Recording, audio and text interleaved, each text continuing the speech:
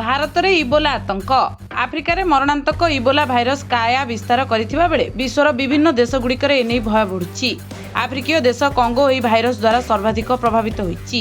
WHO Ebola विषय में चिंतित एवं जनसाधारण को सतर्क रहबाकू निवेदन करिछि। भारत सरकार मध्य यह भाइरस विषय में सतर्क रहिछि। नागरिकों पई यात्रा एडवाइजरी जारी करिछि। विमान बंदर मानकरे कड़ा जांच करा जाउछि। एही समय रे जणे महिला को इबोला परीक्षा पई बेंगालुरु विमान बंदर आइसोलेशन में रखा जाइथिबा खबर सामना आसिछि।